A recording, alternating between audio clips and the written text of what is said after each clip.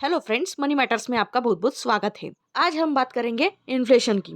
Inflation है क्या? ठीक है, इन्फ्लेशन अगर आ गया तो होता क्या है, उसका असर क्या दिखता है। इन्फ्लेशन मतलब महंगाई होता है। महंगाई ये वर्ड सुनकर आपको पता चल गया होगा आखिर इन्फ्लेशन है क्या। देखो, हम अपनी डेली लाइफ में बहुत बार ये इशू फेस करते हैं। जैसे कि मान लीजिए कि हम मार्केट में जाते हैं, तो अगर किसी चीज़ को हम खरीदने गए तो उसकी जो प्राइस थी वो हाई हुई, तो हम क्या बोलते हैं कि यार महंगा हो गया, महंगाई आ गई। ये तो हो गई नॉर्मल बात। चलो, इन्फ्लेशन को हम सीधी भाषा में समझने की कोशिश करते हैं। मान लीजिए मैं पिछले हफ्ते गई थी पेन खरीदने और मैं 2 पेन खरीद के लाई 10 रुपए में।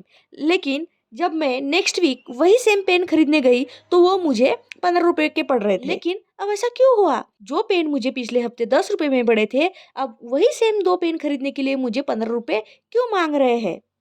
ऐसा इसलिए क्योंकि जो पेन की प्राइस है वो क्या हो गई है, अब बढ़ चुकी है। इस सिचुएशन से, इस एग्जांपल से आपको इन्फ्लेशन पूरा क्लियर समझा होगा।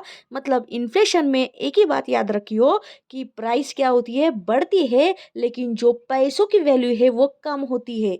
क्योंकि जो 10 रुपये में मैं 2 पेन खरीद सकती थी, वही 10 रुपये अब मुझे 2 पेन खरीदने के लिए कम पड़ रहे हैं। उसमें और मुझे 5 रुपये ऐड करना पड़ रहा है, और जब मैं 5 रुपये ऐड करूंगी तब जाके वो 15 रुपये में 2 पेन खरीद पाऊंगी। इसी सिचुएशन को हम इन्फ्लेशन कहते हैं। आपके मन में एक सवाल चल रहा होगा कि हम लोगों को इन्फ्लेशन का सामना क्यों करना पड़ता है, इन्फ्लेशन आता ही क्यों है। सिंपल सी बात है, देखो, किसी भी चीज की अगर डिमांड बढ़ रही है, ठीक है, और सप्लाई कम होता जा रहा है, तो तब इन्फ्लेशन आता है।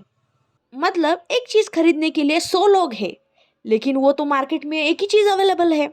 तो उस डिमांड की वजह से क्या होगा, उस चीज की प्राइस बढ़ती बढ़ती बढ़ती जाएंगी। और अगर सभी चीजें एक स्टेबल तरीके से मेंटेन रहेगी तो इन्फ्लेशन आएगा ही नहीं। मतलब डिमांड सप्लाई अगर तराजू की तरह सेम होगा, इक्वली होगा, मेंटेन होगा, तो इन्फ्लेशन आने की गुंजाइश ही नहीं रहती। लेकिन ऐसा कभी होगा नहीं, इन्फ्लेशन तो आना ही है कभी ना कभी। इसके पीछे बहुत सारे रीजंस है।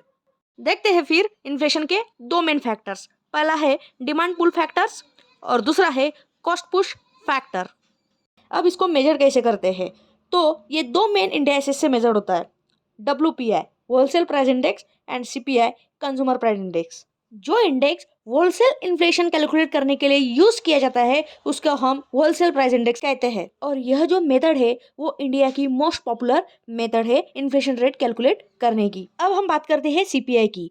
तो जो इंडेक्स इन्फ्लेशन रेट को रिटेल लेवल पे शो करता है उसको हम CPI बोलते हैं, मतलब कंज्यूमर प्राइस इंडेक्स। अब बात करते हैं इन्फ्लेशन स्टॉक मार्केट को किस तरह से अफेक्ट करता है। देखो, पहले जो हमने पेन का एग्जांपल डिस्कस किया है, सेम चीज, सेम सीन स्टॉक मार्केट में देखने को मिलता है।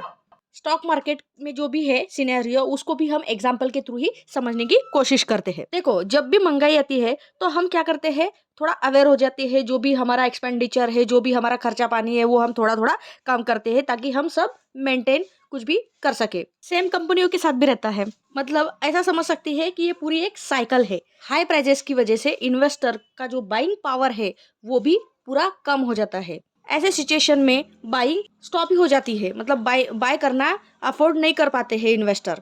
इसकी वजह से मार्केट क्रैश भी हो सकता है। ओवरऑल एक ही बात ध्यान में रखिए कि जब भी इन्फ्लेशन आता है सबको ले डूबता है। मतलब इसका असर सब पे होता है, चाहे अमीर हो या चाहे आम आदमी हो। आशा करती हूँ कि जो भी इन्फ्लेशन की कंसेप्ट है आपको क्लियर हो चुकी होंगी। और जाते समय प्लीज चैनल को सब्सक्राइब करते जाइए। थैंक यू, धन्यवाद।